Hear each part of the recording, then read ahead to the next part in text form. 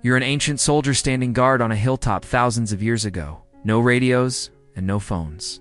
You spot the enemy marching in the distance, so you grab a torch and raise a column of smoke into the sky. Miles away, another lookout sees your signal and lights his own fire, and the warning races across the hills faster than any runner could.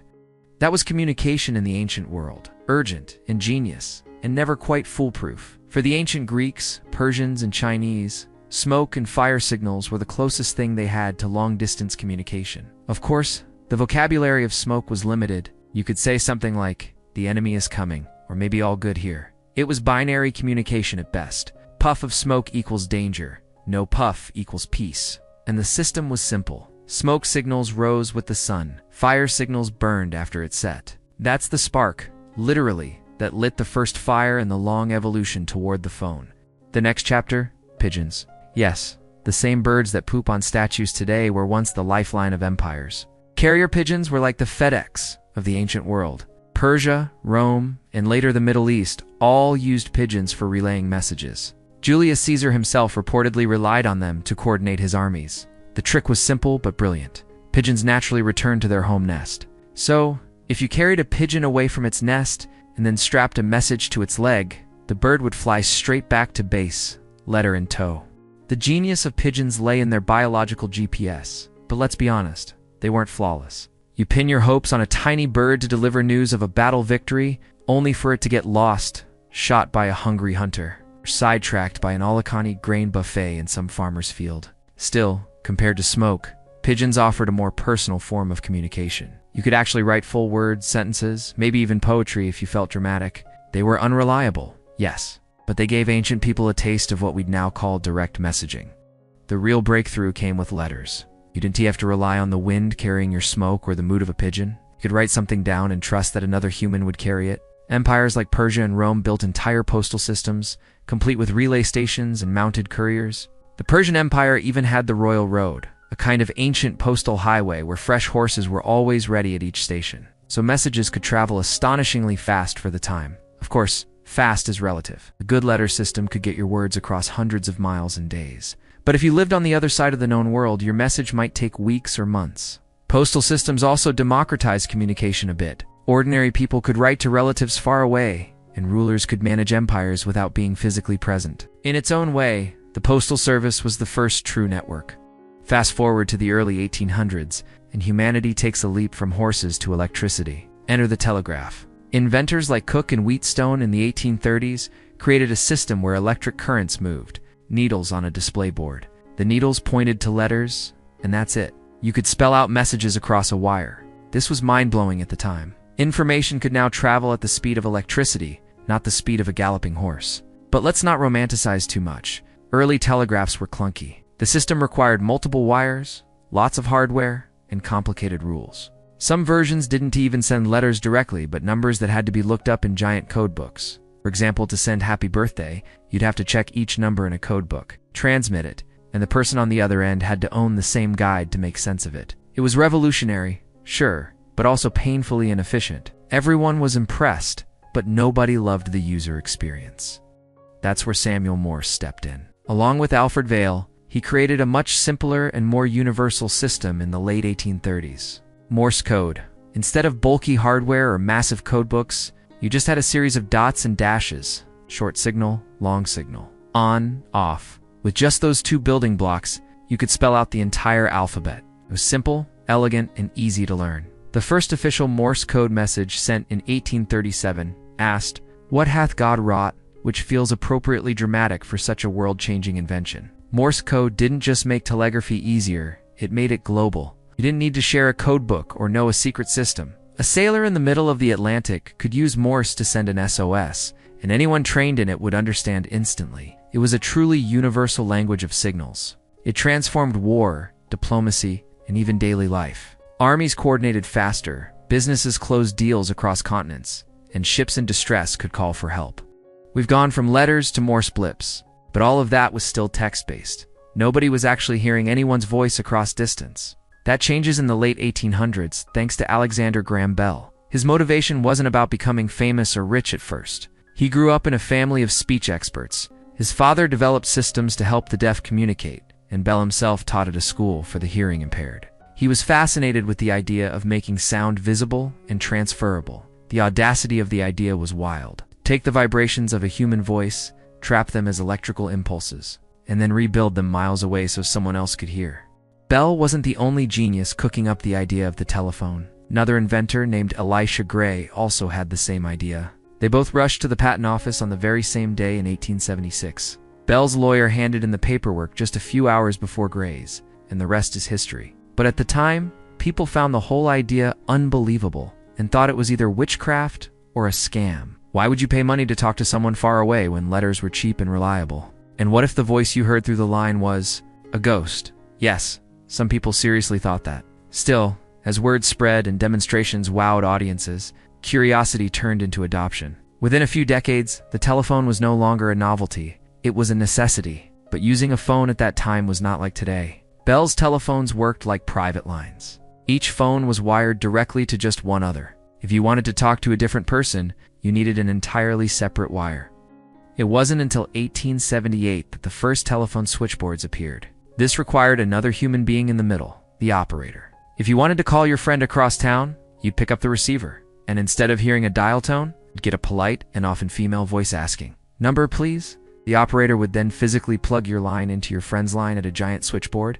It was like a giant game of electrical Lego. Operators became the hidden heroes of early telephony. They connected millions of calls every day, and in some towns, they basically knew everyone's business. Because the operator was the one person in town who had to connect Mr. Smith calling Mrs. Johnson, and then listening in just a little too long. Privacy was not the strong suit of this era.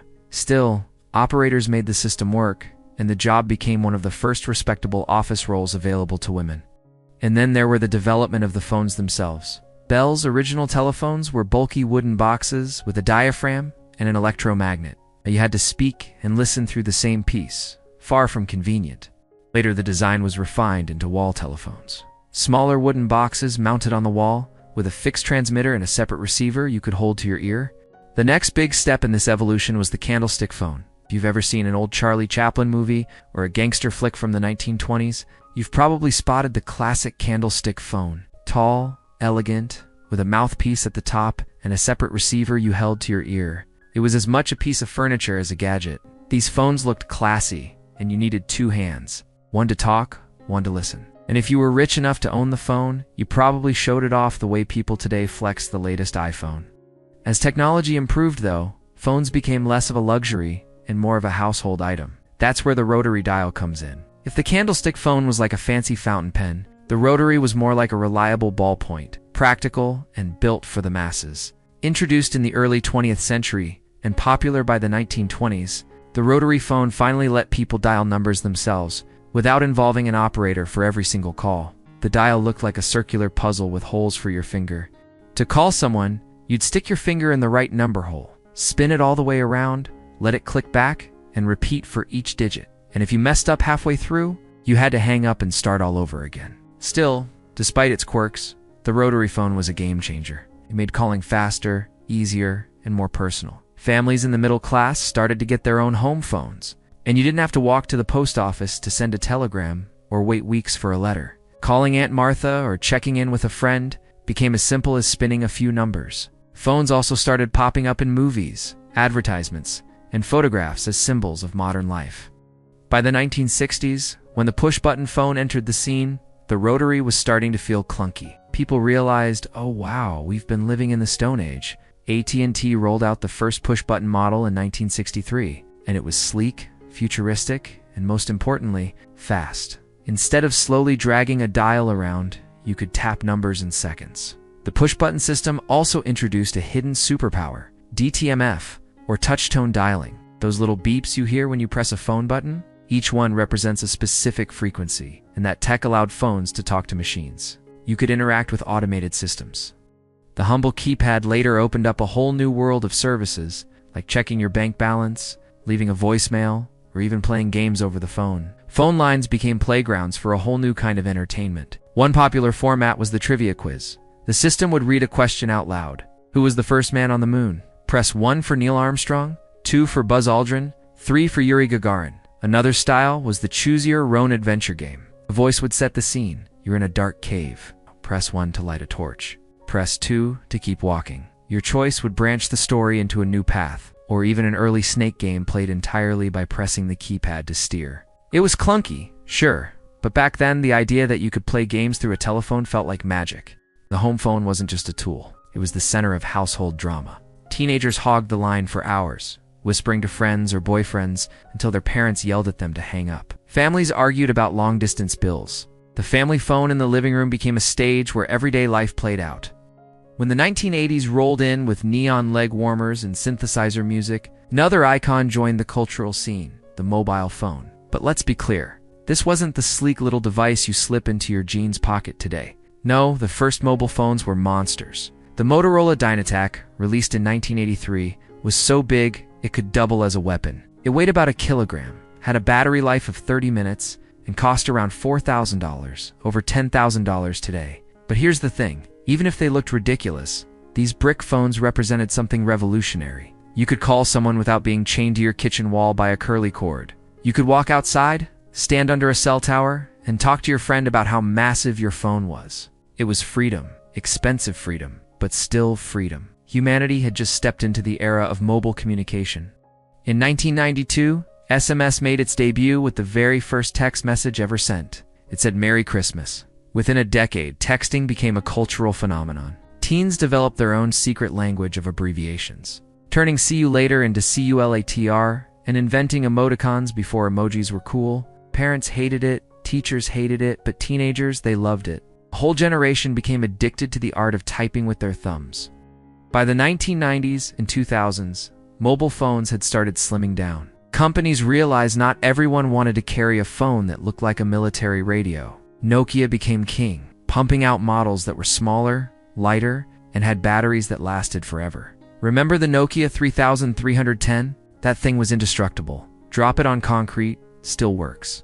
Run it over with a car? It'll probably dent the car. Plus it had the legendary Snake game. Entire childhoods were lost to chasing little pixelated squares across tiny green screens. Phones also became fashion statements.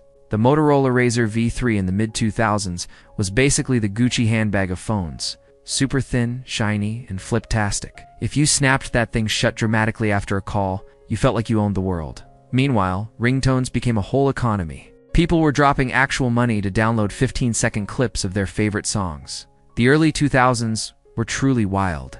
But while Nokia and Motorola were busy making indestructible bricks and stylish flip phones, a quiet revolution was brewing. In 2007, Steve Jobs walked onto a stage, pulled something out of his pocket and said, "Today, Apple's going to reinvent the phone." And he wasn't wrong. The iPhone wasn't just a phone. It was a pocket computer. No more tiny physical keyboards. No more clunky menus. Just one big, beautiful touchscreen that you could swipe, tap, and pinch to zoom. The phone wasn't about calling people anymore. It was about everything else. Browsing the web, taking photos, playing games, downloading apps.